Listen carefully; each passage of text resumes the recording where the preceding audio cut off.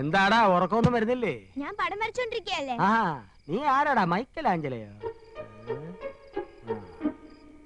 നിന്റെ അച്ഛനാ പെൺകോന്തൻ നന്ദകുമാർ കരയണ നീ കണ്ടിട്ടുണ്ടോ? അച്ഛൻ കരയില്ല, ചെറിയച്ഛൻ കരയണ ഞാൻ ഇപ്പൊ കണ്ടു. എന്നാ നിന്റെ അച്ഛൻ പൊട്ടി കരയുന്ന നീ കാണും. നാളെ ആവട്ടെ, പോയി കിടന്നേക്കാ. പോടാ പോടാ. ഈ ചെറിയച്ഛൻ എന്താ വട്ട് പിടിച്ചോ? പോടാ.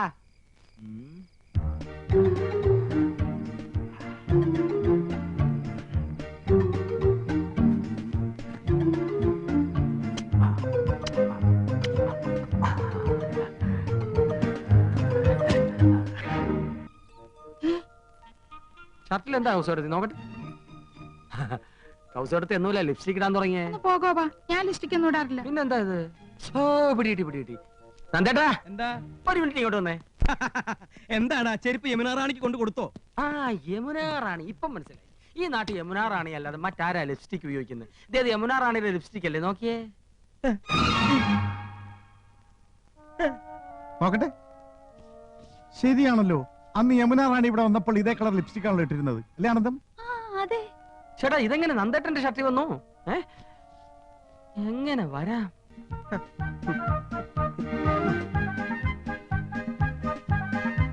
അപ്പൊ ഇന്നലെ നന്ദേട്ട ഇവിടെ പോയി അല്ലേ? ഇല്ല, ഞാൻ പോയിട്ടില്ലടാ. ഹിന്ദി ട്യൂഷന് പോയില്ല? ഹിന്ദി ട്യൂഷനോ? അപ്പൊ യമുന റാണിക്കേട്ടൻ ട്യൂഷൻ എടുക്കുന്ന കാര്യം ചേട്ടത്തിക്ക് അറിയാം. അത് ശരി. അപ്പൊ രഹസ്യമായിട്ടാണ് ട്യൂഷൻ. കൗസു എടുത്ത് ഇത്ര പാവമായി പോയല്ലോ. ഒരു കൂടെ നിറച്ച് ആപ്പിളുമായിട്ടാ പോകുന്നത്. ഇത് ഇന്നും ഇന്നലെയും തുടങ്ങിയതല്ല, അധ്യായം കുറെ കഴിഞ്ഞിരിക്കുന്നു.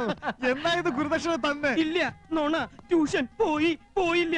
ഇത് യമുന റാണിയുടെ ചുണ്ടല്ല, വേറെ ഏതോ കോന്തന്റെ ചുണ്ടാണ്. യമുന റാണിയുടെ ചുണ്ടിന് ഇത്ര വലിപ്പല്ലടി. കേട്ടല്ലോ, അവളുടെ ചുണ്ടിന്റെ അളവ് വരെ കൃത്യമായിട്ട് നന്ദേട്ടനെ അറിയാം. ബാക്കി ഞാൻ പറയണ്ടല്ലോ. എനിക്ക് സ്കൂളിൽ പോകണം. ഹെഡ് മാസ്റ്റർ എന്നെ ചീത്ത പറയുന്നത്. എവിടേക്ക് പോകണ്ടെന്ന്